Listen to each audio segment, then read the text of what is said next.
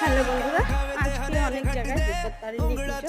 আমার মাসির দিদি বাড়িও আজকে পুজো আছে, সেখানে যাবো।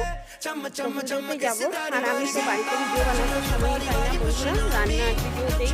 আর হলো মানে আমি একটা ছোটোখাটো বিজনেস করি, এই তো হোম ডেলিভারি। আমার পায়ে হেঁটে হেঁটে গিয়ে মানুষের বাড়িতে অর্ডার নিই আর দিই।